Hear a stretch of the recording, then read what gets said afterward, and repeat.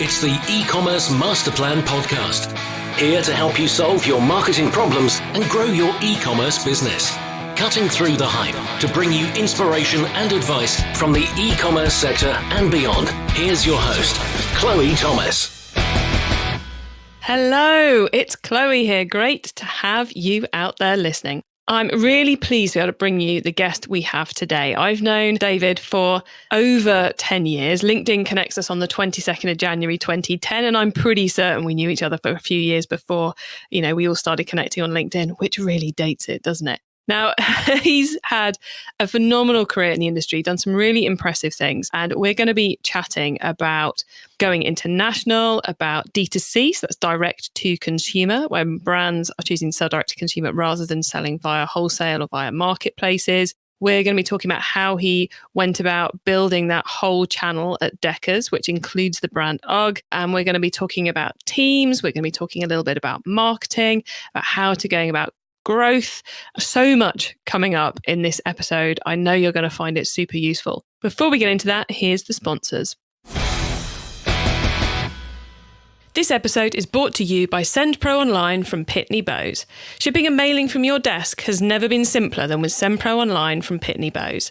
With SendPro Online, it's just click, send and save for as low as $4.99. That's $4.99 a month. Try it free for 30 days and get a free £10 scale when you visit pb.com/masterplan. That's pb.com/masterplan. And now to introduce today's special guest. David Williams has been in e-commerce for over 20 years, mainly focused on fashion during that time. He's helped build and digitally transform several businesses, both in the UK and across the globe.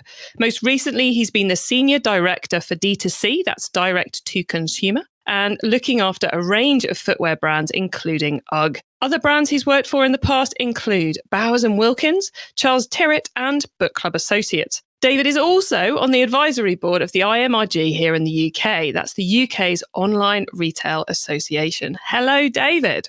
Hello, Chloe. How are you doing? I'm okay, thanks. I'm really pleased to have you on the podcast. I think as everyone can tell from the intro, you have a lot of e-commerce knowledge. So I'm looking forward to learning some things from you in this interview. Before we get into everything, though, how did you get started in e-commerce? Well, it was slightly scary when you said over 20 years, because, it actually will be 20 years this November. So nearly over. Well, by the time this goes out, it will be over 20 years. So, yes. Wow. I've been doing it a long time. In fact, when I started, it wasn't even called e-commerce. I think we called it new media. It was so long ago, and the internet. So I started a long time ago. I started my career actually in publishing. So I used to work for a company called Dorling Kindersley, and then went to another company called Pavilion, and I was a project editor. And obviously, when you're doing books, you're looking at where they're being sold. And at that time, I wasn't super happy with my publishing career. I wanted to do something else. And the two and two together, you start seeing Amazon. Obviously, was mainly selling books at that time, and another company called Bol.com, which was owned by Bertelsmann. In publishing, we used to sell to them. So I suddenly realized put two and two together and went, actually, I want to move into selling, at that time, books online. So I ended up going after this company, and I ended up taking a job of website management, which was the early word for selling online, doing e-commerce. So the Book Club Associates. So that was a long time ago. And we used to replicate the catalogs online and create lots of additional content around it and try and drive sales. It was very exciting times. And that's how I got into it. That was nearly 20 years ago. I don't know about you, because I got into this 15 years ago, so not quite as long as you, but almost. And it almost feels like these days, the real difference is that we're finally able to do the things we've always dreamed of doing without it costing millions and taking months. I'm sure, 10, 15 years ago, I was having conversations with people about the concept of an email welcome campaign and automated emails to get the right message, right person. We're still talking about it today, but now we can actually do it. Well, the technology gets better and better. And I think the other thing you see is the technologies that were talked about, in the early days. I think it was boo.com. And it was all about, we're going to showcase what you see in store online. We're going to have videos and Zoom content, and it was all based on Flash at the time, which didn't work on people's computers. But then 10 years later, that's exactly what everyone's been doing. It's all about the user experience how you can see products online, zooming in, looking at video content's becoming more and more important. You're right. And then email campaigns, welcome campaigns, triggers. It's still a lot of the same stuff. And interestingly, from a book club associate's point of view, one of the things we used to talk about all the time is what value does an e-commerce website add? It needs to talk more around content and building content. And we used to build lots of content in HTML, interviews with authors and things like that. All that sort of content at the time, which people crave for now. So you're right. It does go. What goes around comes around. Yeah, and I love the fact you mentioned boo.com, because I always think that the book Boo-hoo, which is the book about their story and how they all fell apart, is just such a fascinating read for anyone in e-commerce. I think especially if you weren't around 10 years ago, because they were trying to do all the things we try to do today. You would read what they're trying to do now and go, wow, that's going to be quite the website. And they were trying to do it like 15, 20 years ago. Mental. Let's try and talk about the future, because I think one of the interesting things is the work you've recently been doing at Deckers is the DTC, which is kind of almost a new phrase we're hearing in the industry. This direct to consumer, about getting the brand to the business, to the consumers rather, via whichever channel that is, which I think brings a whole host of new challenges. So building that at Deckers over the last 10 years, what have you found to be the most challenging thing? Well, going back before that at Bowers Wilkins, which was a headphone speaker company, very much wanted to have an e-commerce platform at the time. There were lots of internal debates about whether they wanted an e-commerce platform at the time, and that's the initial thing you need to get over. You really need to have the buy-in, not just at CEO level, but at all the senior management level, that this is what you need to do, and it's going to add incremental growth. And Deckers, it was a little bit further along that line. It knew it wanted an e-commerce business, but I think the big challenges that you have in companies like Deckers that have traditional wholesale is getting over this channel conflict. It's making sure that everybody at a senior level is bought into this is essential for you to keep growing your brand.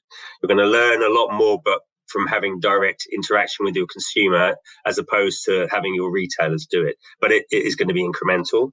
The other challenges are, if you're in a traditional wholesale business, is the processes and technologies.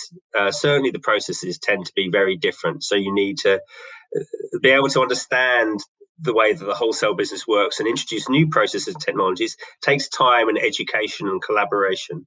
So these things, and investment. So these are all really important things that if a brand is going direct, it needs to consider. One of the great benefits of having a brand that goes direct compared to that maybe already has existing distribution in many markets is that you already have an interest in your brand through your distribution, and that's a great bonus that you can have as a positive there that you can build on when you want to expand into more than one or two markets. And you mentioned there about the education side and the bringing people along on that journey. I'm guessing that's not just a case of external partners. That's quite an important job to be doing inside the company as well. Very much so. Very much so. Yes, I think it's at various levels, and certainly where it comes to wholesale sales teams, they're sometimes at the coalface of talking to. And this was going back a few years. They're at the coalface talking to multi-brand retailers, who are a little bit worried that you're going direct. They're going to hear. They're going to hear, noise from their customers that you might be doing something that they don't like, or what are you doing in this marketing channel that you weren't in before? They'll hear a lot of that noise, and it can be quite disheartening for them. So you just need to give them the bigger picture of why it's important that you have a direct consumer relationship. And so you just have to have different ways of talking and explaining these things to people. So internally, from a sales team point of view, and then from an operations and finance point of view as well, is quite important. So from an operations point of view, a business that's used to, doing pre-orders and delivering stock in massive pallets to retailers at one time, having to go from that to one-to-one consumer orders, that's a big shift and change as well for them to understand that some of the processes they have in place there have to be adapted for that, so that they can, you do have to deliver to that customer the next day. If you promise a customer that you're going to ship that order out, if you take an order before 3:00, that order is going to go out. That's a new way of thinking. So there's a lot of that you have to go through, and that's at every level. Yeah, I remember sitting down with someone for my first meeting with them who wanted a long time ago. They were B2B and they wanted to start selling online and open their market up to consumers. And I said to them, so what size boxes are these currently in? Oh, they're in boxes of 20. Right. And what happens if someone buys one? And it was like oh my God, we hadn't even considered that as an idea. What do we do with the other 19? How do we package it? There's so much kind of technicality, but you can also see it on people's faces at those moments that they're going, okay, this is a lot different to how we expected it. So I'm guessing you spent a lot of time helping teams and individuals work their way through that process of changing their thinking. Yeah, yes, you do. I think, and one of the other benefits, though, if you are starting a brand new channel, and this is one of the reasons why I chose to move into it, really, was mainly an e-commerce trading and marketing function. You get true full P&L. So you get to understand every level of the business down, and you generally have to set it up yourself. So I had customer service for direct to consumer. I had to set that up. That was, you couldn't leverage at that point the existing wholesale customer service team to take on as well this direct consumer, because it's very different expectations. It's very different orders, because they're here and now orders of products that people want here and now. Where is my order is a very different question at that level compared to the ones that wholesale's used to. So you set that up. You're setting up your e-commerce fraud and order processing. You're setting up obviously your own marketing activities, because direct marketing activity is very different to trade marketing. So it was quite an exciting time, and equally gave you it gave me a lot of I guess latitude or ability to almost set up my own business within a business. Bringing any e-commerce into a business that hasn't done it previously, it is setting up a completely new business model, which sounds very free and very easy, but you also have to integrate it entirely with the existing business, yes. Both hearts, minds, and technically and physically and all the rest of it. Otherwise, it just won't work. Which bit would you say is the thing it's, I don't know, easiest to forget or miss out or not give enough attention to as you're going through that change? I guess what I'm trying to ask you is, what's the anyone who's considering going through that change, what's the thing they need to make sure they don't forget to do?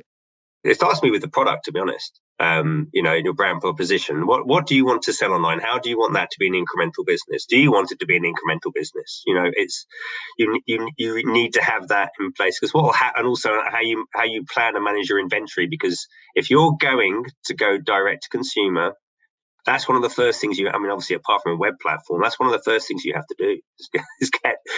You have to know what product you're going to sell. You need to have it purchased and bought and made, and having a real good idea around what that's going to be is really important. Getting early on in that process, that was the thing that we took a lot of time to have to reconfigure after we launched. It's one of the big things I wish I spent more time on. It's both a case of physically having the stock to send out, but it's also working out what's the point of our online channel, isn't it? It's going, right, our online channel is going to stock everything.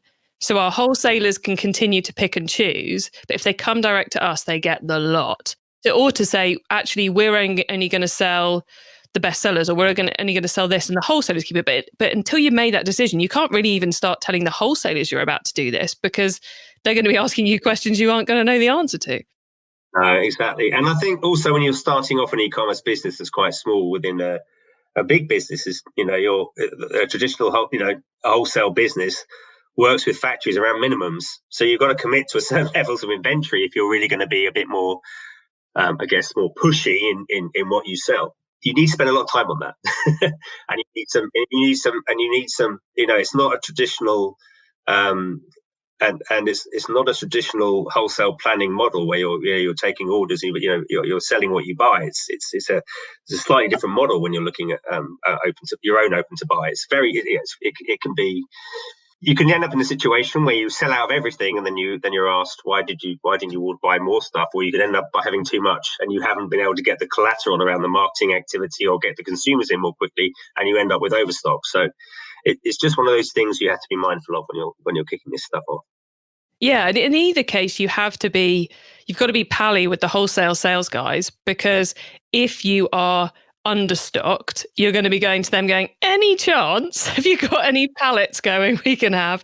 Or vice versa. If you're overstocked, certainly in the early days, the quickest way to clear those overstocks is to send it out to the wholesale customers as some kind of discount or buy. So you've got to be friends with them at the beginning and not stealing their stock in inverted commas. So I'm guessing ring fence stock for the e-commerce solution is the only way to go here.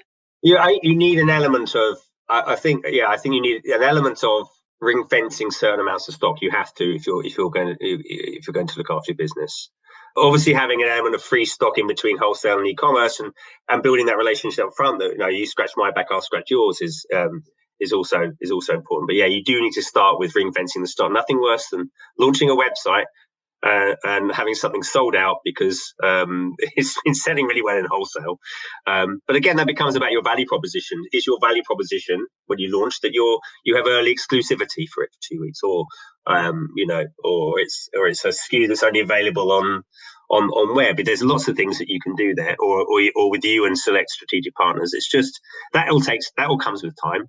But yes, it's you do need to ring fence stock, I think, for that. But equally, you have to keep the dialogue open with your inventory across the channels. I'm getting really into the weeds here, but it's one of those.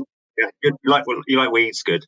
You mentioned there about it's going to change over time. And I think that's a really important point for anyone out there who's thinking of doing this is you need to start somewhere, not just start nowhere. But you've got to be open to the fact it is going to develop and change over the years as you become owner. Because however much planning you do for that first year, you basically have no idea what's going to happen. No, you don't. And you can plan, the weather can be, when we launched the Ugg website for the UK business, it was that really cold winter in the UK, and everything virtually sold out within about of our classic Ugg boot product sold out within the first 3 to 4 weeks. An amazing start, but it was there's things like that when you've got when you're relatively I guess sensible in your buying, and you don't know what you don't know what the brand appetite is there for a direct website. So it's very interesting. But people do want to have connections directly with the brands. I think it wasn't necessarily something that every brand thought about 10 years ago. I think everyone realizes now that if you don't have some form of e-commerce business or direct consumer relationship on your brand website, then you're missing a trick. Is the power of the brand a really important part of deciding whether or not to go direct to consumer?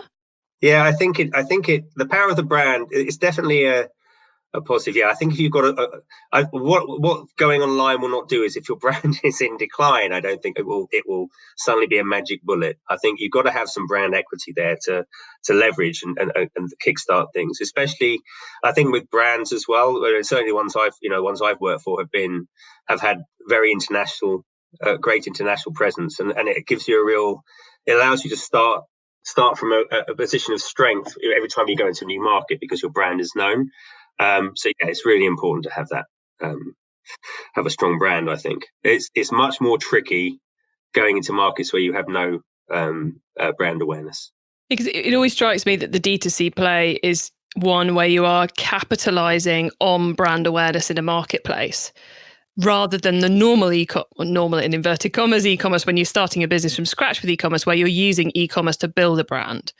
It's kind of the flip side, which brings me on to my next question, which you may also say this one's a bit of a tricky one.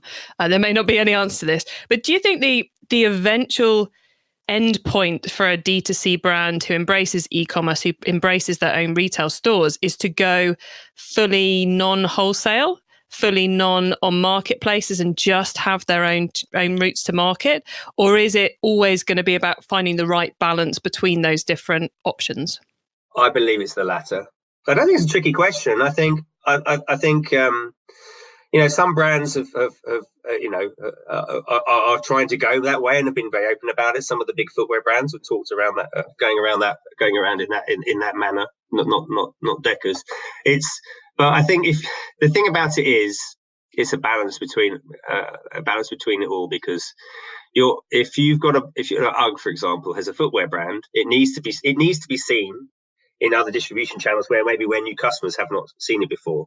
So, it's essential that we have strategic partners that we're positioned against other brands. So we're positioned with it or in areas where people might be buying other product, whether it's department stores or in concessions, or it's essential that we're seen in those locations, because you still got to track that footfall for those locations, and also for a brand like Ugg, for example, which is known for mostly for certain types of products, it's essential that that product is also seen in lots of other multi-brand retailers. So I think it's getting the right balance of your retail, e-commerce, and the wholesale business. I don't think wholesale will ever go away. I think what will happen though is that as businesses mature, they'll have and that's what Deckers has probably been, or certainly Ugg has been going through.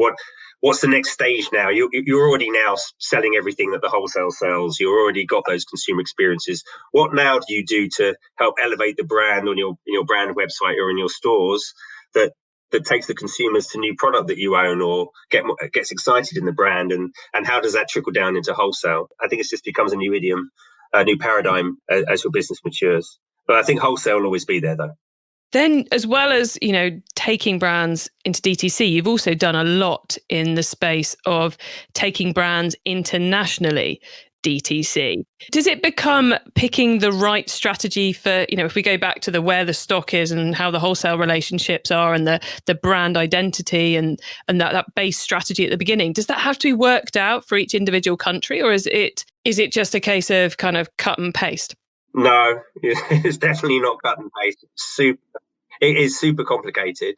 Initially, again, it's a bit like with what we were talking about with the product is, because the other thing with brands, in different markets, if you've got a wholesale business, your brand can be perceived very differently in different markets. Because, for example, in footwear, Shoe and Office and Kurt Geiger and lots of brands, they don't exist outside of the UK. There are completely different brands and types of shoe stores in Germany and in France, So the brand perception and distribution might be very different. The brand perception might be different. You might find that slippers might sell more in Germany rather than boots. There's elements of that. You've got seasonality, and that's certainly the case in, say, somewhere like Italy where it's warmer. So the brand can be perceived differently in every location. So it's not a matter of cut and paste. You'll also have a good view of your brand equity in each of those locations. The brand awareness may be different in those locations, which will again adapt your marketing activity and how you go to market there. Obviously you've got to consider then there's all the cultural elements of moving into those markets. So, obviously you've got different languages, different payment types. There are different laws and and things like that to different markets, whether it's trading laws, in Germany, in retail, for example, most stores still aren't open on a Sunday, same in France. So e-commerce is bigger on a Sunday in Germany and France than it is in the UK. So there's lots of little variances that you need to consider, and payments is one of the biggest one, and obviously and also distribution as well. What providers are you going to use to ship to every market eventually? Do you use a consolidator of, and you use different providers for each different market, or do you stick with your UK provider if you're shipping internationally? And so there's lots of things to consider. I haven't even said the 6-letter word that begins with B and ends in T. So there's lots to. It's very complicated. So you have to give a lot of thought to each market and have a good go-to-market strategy. E-commerce Master Plan is supported by some of the greatest companies in the e-commerce sector. Here's a reminder of who they are. Shipping and mailing from your desk has never been simpler. With Sempro Online from Pitney Bowes, it's just click, send and save for as low as $4.99 a month. Send envelopes, flats and packages right from your desk. And for being an e-commerce master plan listener, you'll receive a free 30-day trial to get started and a free £10 scale to ensure that you never overpay. Save time and money on mailing and shipping with Sempro Online. Starting at $4.99 per month, you can also qualify for special USPS rates for letters and priority mail shipping, calculate exact postage online, and do it all by printing from your PC.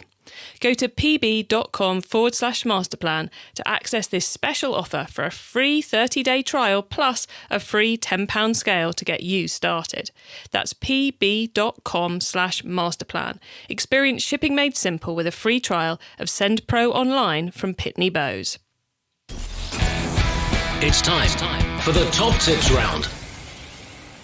Okay, I love this section because it gives me and our listeners some really quick ideas for taking our businesses to the next level. David, are you ready for the top tips? Good. Yeah, okay. Yes, I am. It's not going to be that bad, I promise. Okay, the book top tip. If everyone listening to this podcast agreed to take Friday off and read a book to make their business better, which book would you recommend? I don't know what books you've been recommended before. I mean, we all get a few business books that come our way with training. The one that I enjoyed reading the most, I think, was because I'm a big believer in teamwork and teams working well together, either with my peers, either above me or below, or my teams reporting to me. So Patrick Lencioni's 5 Dysfunctions of a Team is a really good book.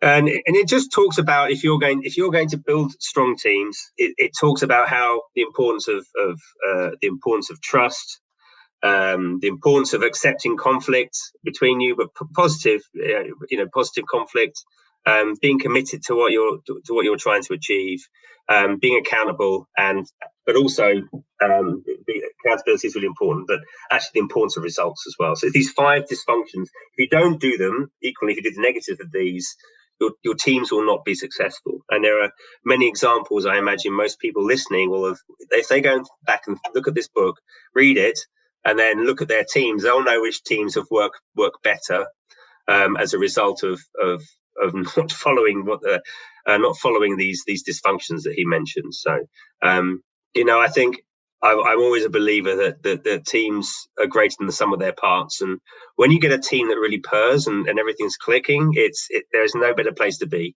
And and the results come, in my view, after that. So I go and read it. Patrick Lencioni's 5 Dysfunctions of a Team. Excellent recommendation. I love the detail there.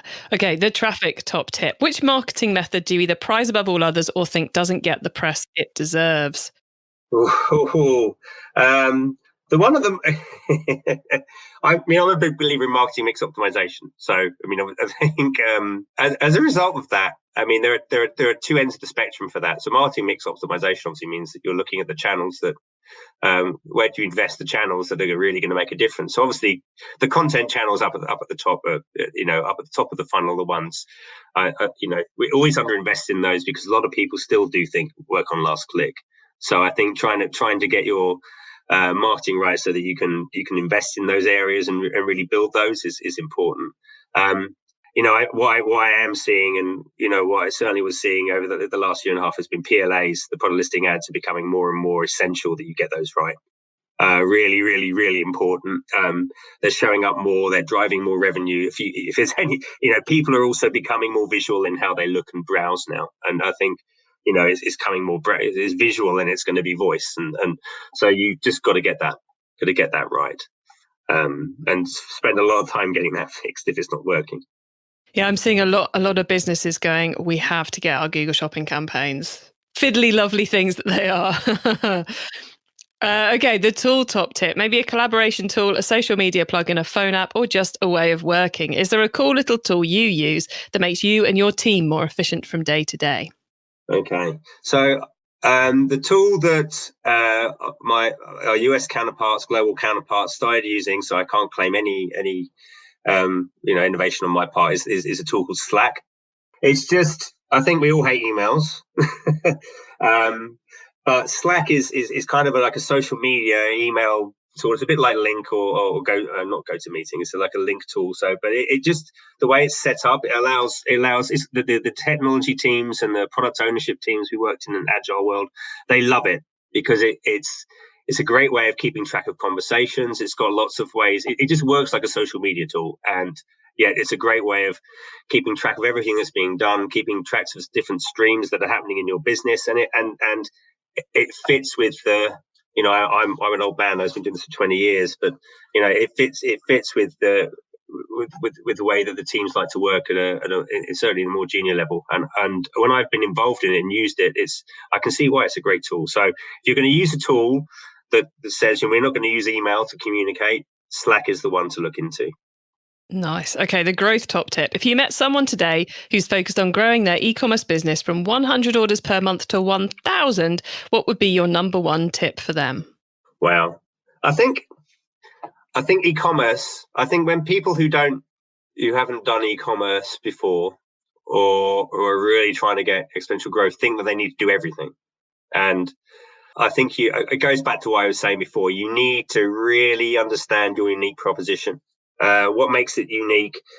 And then you look at how, if you have got an existing brand, what are the existing customers buying and what's going to keep them buying, and then try and focus your efforts on getting new customers around the products that brought those people in. It's kind of straightforward.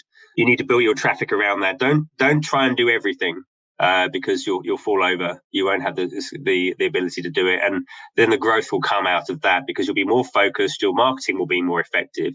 You'll be focusing more on the consumer journeys around the products that they're buying, and your conversion rate will increase. You'll be, they're more likely to come back and buy that product or a product similar to that. I think it's really important that you just focus on those key things. I would also say, obviously, another way, given my experience, is if you're in a brand, you've got to look at how quickly you can scale out internationally, because international is white space if you haven't done it before. If you've got a brand, as I said, you probably have some brand equity in other locations. I bet your Google Analytics or other traffic will show you that you've probably got 20-30% of traffic coming from other locations. There is definitely opportunities there for brands who want to do that. Excellent advice, as per everything else you told us today has been, David. Before we say goodbye, could you let the listeners know where, if they want to get in contact with you, they can, please?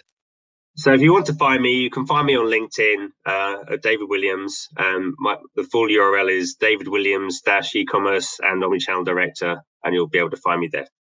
Awesome. Thank you, David. I will make sure we've put a link direct to your LinkedIn profile on the show notes page for everybody. And I'm sure you'll get a couple of questions over the next few weeks. Thank you so much for being on the podcast today. It's been great catching up with you and chatting through all things, D2C, international, team building. We've covered so much ground, and I know the listeners will have got a lot out of it. So thank you very much. Thank you for inviting me.